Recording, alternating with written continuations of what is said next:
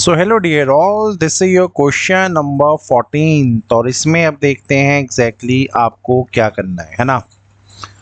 आपको ये बताना है अगर एक रिलेशन में ए बी सी और ए बी हैं तो मिनिमम कितने ऑर्डर्ड पेयर्स आपको यहाँ ऐड करने पड़ेंगे इस रिलेशन में to make it reflexive and transitive. ठीक है, और हमारे सेट में सिर्फ ए बी और सी नाम के ही एलिमेंट्स हैं। So the question is very very easy. Can we start it now? तो अब करते हैं इसको स्टार्ट। देखो, अगर आपको इस रिलेशन को बनाना है रिफ्लेक्सिव तो रूल बड़ा सिंपल है कि इस रिलेशन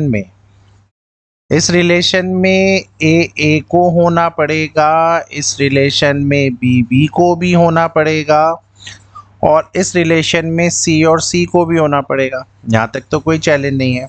ठीक है, और इनमें से अभी तक ए ऐसा ऑर्डर्ड पेयर है जो इस रिलेशन में है।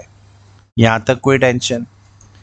अब चलते हैं ट्रांजिटिव अभी हम देखते हैं, लेकिन इस रिलेशन में अगर आप देखो बी और सी भी प्रोवाइडेड है और इस रिलेशन में ए और बी भी प्रोवाइडेड है। अब ये ट्रांजिटिव होंगे भी या नहीं होंगे उसके लिए चेक करते हैं। तो ट्रांजिटिव का तो भाई बड़ा सिंपल सा रूल है, बहुत सिंपल सा रूल है। यहाँ बहुत गौर से देखिए, इस रिलेशन में ए और बी हैं, इस रिलेशन में ए और बी नाम के ऑर्डर्ड पेयर हैं और बी और सी भी एक ऑर्डर्ड पेयर गिवन है।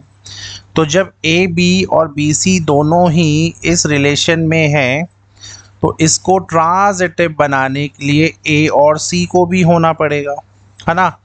तो ए और सी को भी अगर होना पड़ेगा तो मैंने यहाँ पे ए और सी को और ऐड कर दिया। यहाँ तक तो कोई टेंशन नहीं होगा।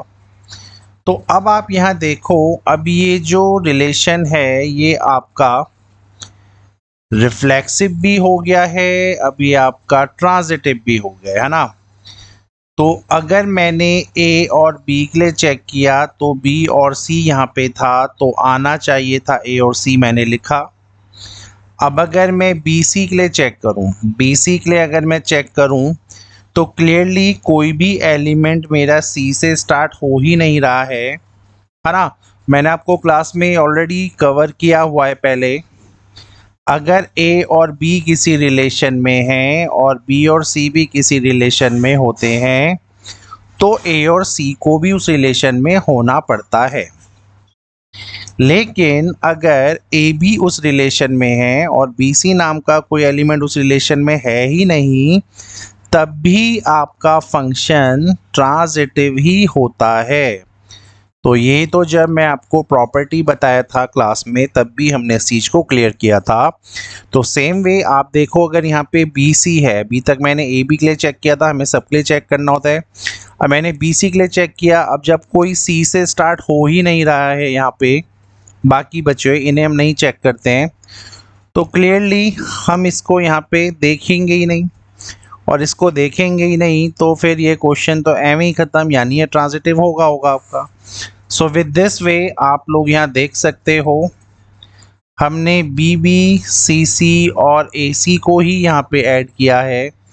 तो मिनिमम जो नंबर थे वो मिनिमम नंबर आए हैं 3, और जो ऑर्डर्ड पेयर यूज़ हुए हैं वो हुए हैं यहाँ पे बी कॉमा बी एक पेयर, एक कॉमा में सी कॉमा सी, और the last one is your A comma C.